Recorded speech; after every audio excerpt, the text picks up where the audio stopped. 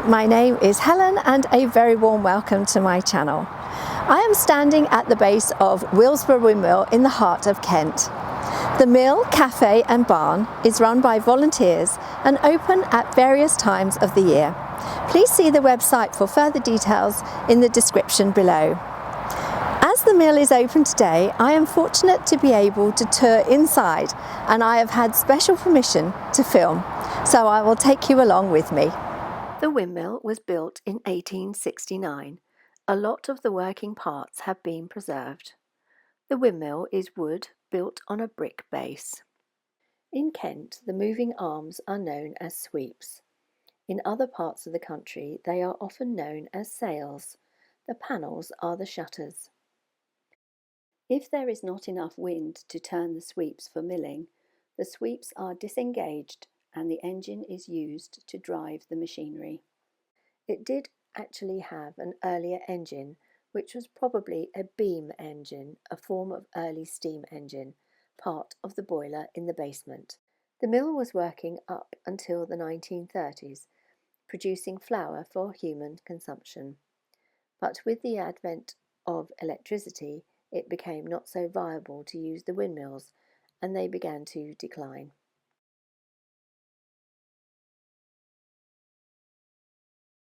The local Ashford Borough Council purchased the mill and set about its restoration in 1990. After various restoration works, the Willesborough Windmill Trust was formed and they now lease the mill from the council on a 25-year lease. They are responsible for the maintenance and upkeep of the mill. I would be very grateful if you would give this video a thumbs up, share with others and subscribe to my channel by clicking here. And by ringing the bell, you will be notified of my next video. Thank you very much. There is a full-scale working model of the windmill here. We can see all the different parts of the mill. The design is known as a smock mill. It gets its name from the shape of a miller's smock. The corners of the mill are supported by large corner posts. These are called cant posts. They have to be very strong and sturdy. Here we can see an example of part of a new post and one that has had to be replaced as it was rotten in the centre. The top of the mill is known as the cap. This rotates sitting in a round ring known as the curb. At the back there is the fantail. It picks up on any direction the wind is blowing. A series of gearing mechanisms will enable the cap to turn so that it is always facing into the wind. When the mill is working, you can always tell the direction in which the wind is blowing by looking at the sweeps. This acts as a safety measure because if the tailwind comes from behind, this can damage the sweeps. If for any reason the fantail failed, a mechanical lever can be used, but it would need to be turned 1,000 times to move it in one complete revolution. When the windmill is at rest, the shutters are open so that the wind can blow through. When the milling is taking place, the shutters are closed so that they can capture as much wind as possible to drive the millstones. The shutters can be physically opened and closed from outside on the galley floor. There is a weight at the bottom of the chain that will keep the shutters in their set position. The cap will turn automatically. It is professionally maintained once a month by a millwright, mainly carrying out all the oiling and greasing.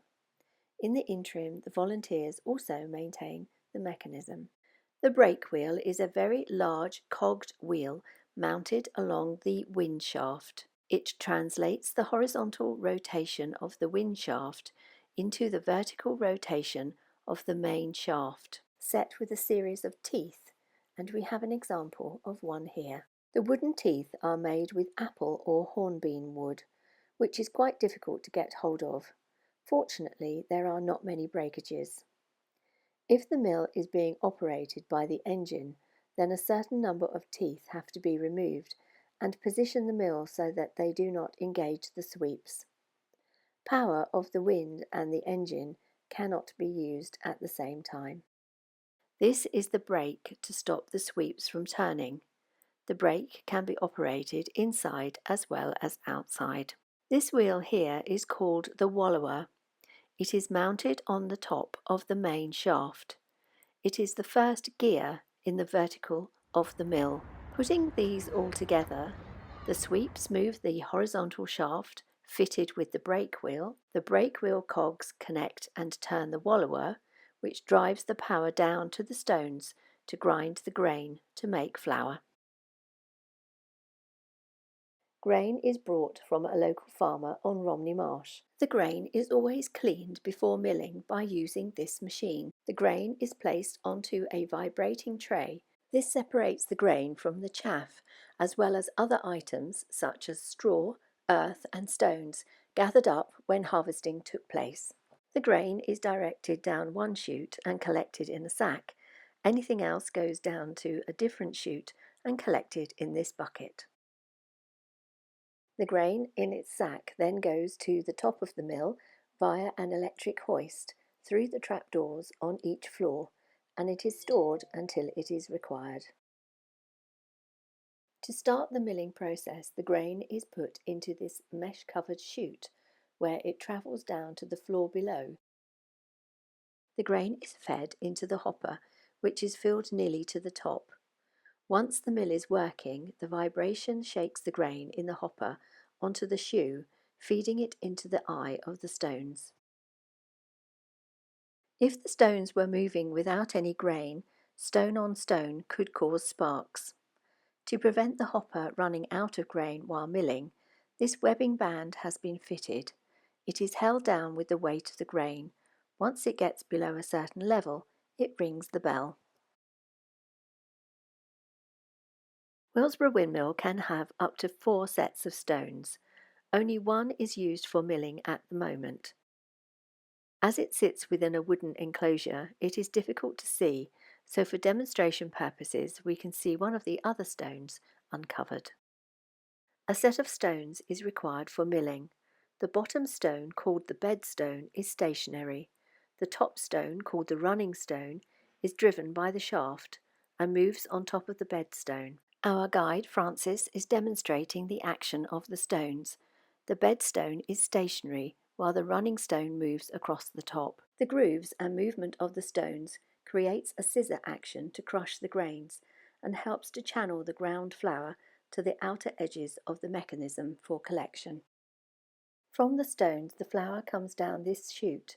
Initially, the miller will take a quantity of flour for testing and quality purposes. If all is well, he then sends the flour on its way to the packing area on the next floor. The flour comes into the sterile packing area where the miller will take a sample of each batch of grain and flour for food standard purposes. The mill produces its own traditional stone ground flour, and I shall be using this in a future video. It takes a great deal of time and money to keep the mill working and in good repair. Friends of Willesborough Windmill raise funds by utilising the mill and barn, providing guided tours, wedding and celebration venue, together with many annual events throughout the year. For further information and inquiries, please make contact through the website. I would like to take this opportunity to thank Frances, my tour guide, for her time and wonderful enthusiasm for these magnificent buildings. I hope that this short video will, if possible, encourage you to visit this wonderful living history in the heart of the Kent countryside.